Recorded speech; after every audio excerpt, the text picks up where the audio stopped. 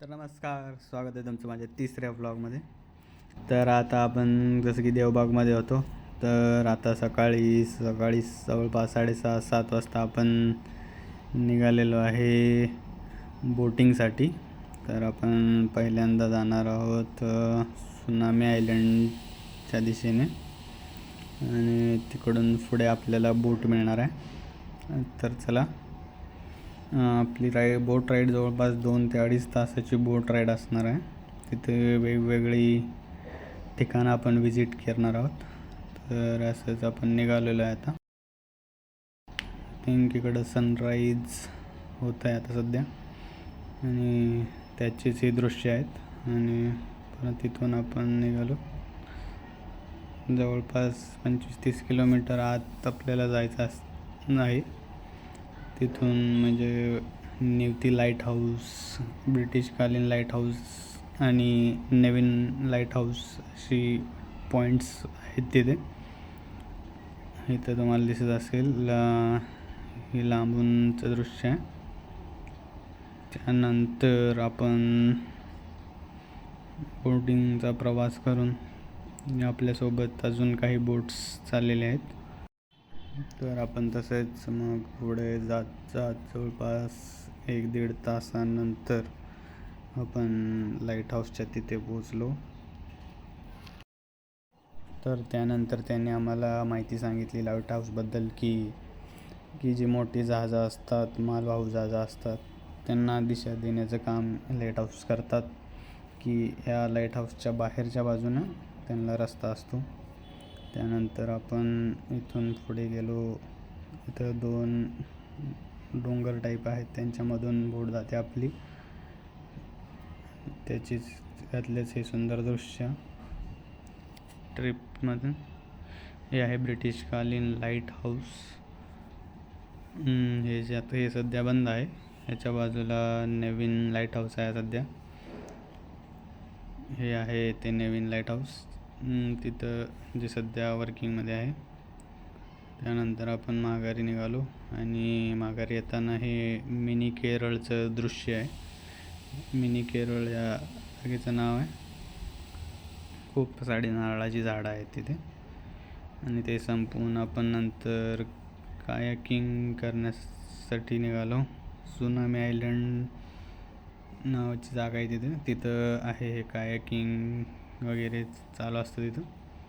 आपण जवळपास 15-20 मिनटं कायाकिंग केली तिथं. बोट पुढं जात नाही सध्या तिथे.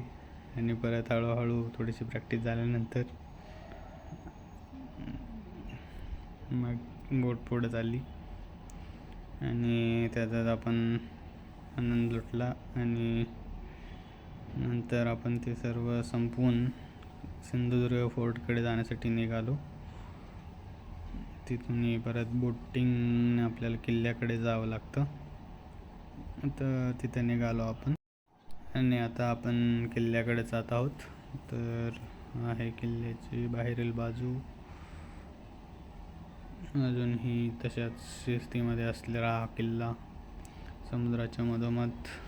आपण आता किल्ल्याच्या महादरवाजातून आत जात आहोत सध्या. आणि त्याच्या पुढे आपण आता सध्या चाललेलो आहे. बाजूची तटबंदी आहे त्याच्यावर जाण्यासाठी हा रस्ता आहे. इथे थोडेसे पायऱ्या वगैरे आहेत. हे पायऱ्या वगैरे चढून आपल्याला जायचं आता. आता आपण थोडंसं अवघड आहे, थोड्याशा टोक आहेत. खूप सारी गर्दी पण झाली होती तिथे पायऱ्यामध्ये. आणि आपण नंतर पोचलो वर. तर हा किल्ल्याचं दृश्य पाहू शकता तुम्ही इथं मस्तपैकी. तर आपण आता तिथून परत त्या तटबंदीवरून फिरत आहोत. इथे बाजूला स्कुबा डायव्हिंगची प्रॅक्टिस चालू होती आणि पप्पा तेच पाहत आहेत की काय करतायत ते नेमकं. आणि पप्पानी पण इथं व्लॉगिंग करण्याचा ट्राय केलेला आहे आता. आणि आपण असेच परत मग हळूहळू तिकडून फिरत एक 15-20 मिनटं रस्ता आहे. तिथून फिरत आपण निघालो परत किल्ल्यावरून बाहेर. तर हा आहे पूर्ण किल्ल्याचा व्ह्यू. त्यानंतर आपण तसंच पुढे आलो इथे एक बुरुजावर. या बुरुजावरून पूर्ण इथे छोटासा व्हिडिओ काढलेला आहे मी. अथांग असा सागर दिसत असेल तुम्हाला पुढे. तर आपण तेच सर्व पाहून नंतर आपण किल्ल्यावरून माघारी जाण्यासाठी निघालो. आणि नंतर बोटमधून आपण चालू आणि त्यातीलच काय दृश्य त्यानंतर आपण थोडंसं विश्रांती घेऊन चिवला ब्रिजकडे जाण्यासाठी निघालो आता. आणि त्यानंतर आपण चिवला ब्रिजवर वेगवेगळे वॉटर स्पोर्ट्सचा आनंद लुटला. आणि जसं की बनाना राईड असेल, असे वेगवेगळे 3-4 स्पोर्ट्स वगैरे एन्जॉय करून आपण त्यानंतर तिथे सनसेट पाहून रूमसाठी निघालो. त्यानंतर तयार वगैरे होऊन राजकोट किल्ल्याकडे निघालो. तर इथे छत्रपती शिवाजी महाराजांचा 91 फुटी पुतळा आहे इथे. त्यानंतर आपण इथून पुढे रॉक गार्डनसाठी निघालो. रॉक गार्डनवर फेरफटका मारून इकडं फिरून वगैरे इथे लेझर लाईट शो होता, तो पाहून आजचा दिवस आपण इथेच संपवला. तर भेटूया आपल्या नेक्स्ट ब्लॉगमध्ये.